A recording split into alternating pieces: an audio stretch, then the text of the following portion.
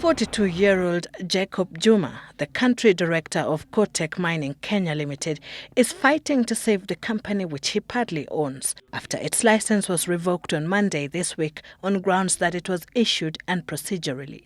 The mining cabinet secretary's bone of contention is that Kotek acquired a mining license on the 7th of March when a directive had already been issued supposedly stopping any such government transaction as anxiety gripped the nation about who the next president would be. What I feel, and it is suspicious, when all of us were at Bomas, waiting for the results and the announcement of who is the winner, and then you are in an office somewhere, issued a license on the 7th of March, then there must be something serious. The asset of Mrimine belongs to Kotek Mining Limited for the coming 21 years.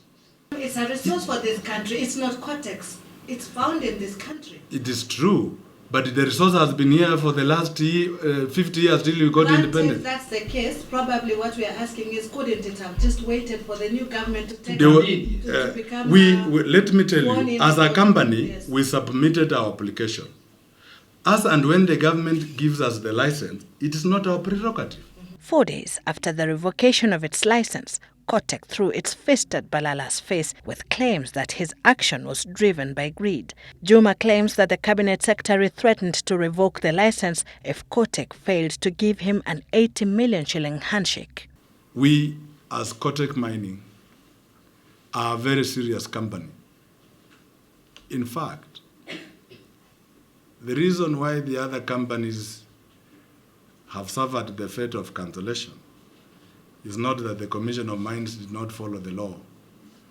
It's because of extortion bribery claim from Kotek that was declined by ourselves. Claims which Balala refuted. My track record is very clear on issues of corruption, and if it's money, I don't need money. Thank God. The Jubilee administration has thrown its weight behind the cabinet secretary, with Deputy President William Ruto stating that the government is aware of Balala's work in streamlining the multi-billion sector in an attempt to ensure that communities, counties and the nation at large benefit from mining proceeds alongside investors.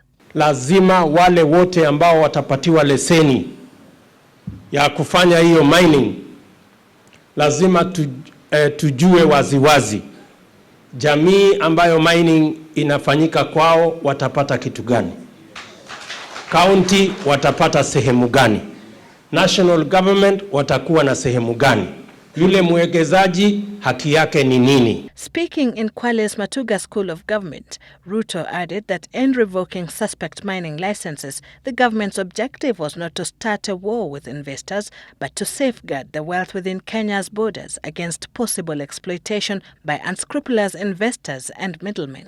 Hatukubali tena mtu apatiwe license ama leseni, tukute yule alipatiwa leseni imefika mtu wa 10 ikiuzwa. I will continue to clean up whatever the consequences are.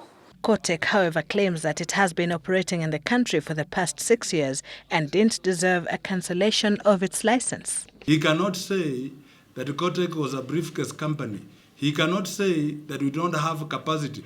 Otherwise, we will have sold our licenses in 2011 and 12 to other companies after we discovered the resource. But more disturbing to the government is the manner in which Kotek announced its find without prior information to the Ministry of Mining. Balala says it is prudent for the ministry to confirm such pronouncements scientifically. This has created anxiety and excitement in Kwale that if we don't manage it well, it can create a problem socially. This find, you've been hearing us talking about $100 billion, which is roughly 8.5 trillion Kenyan shillings. It's genuine, is confirmed. We have expert verification. Kwale's leaders, including Governor Salim Mvurya and county members of parliament, supported Balala's move to revoke the mining licenses, noting that a number of issues, including environmental safety and land ownership, needed to be thrashed out in a structured manner before mining commences in the area. Sylvia Chabet, Citizen Weekend.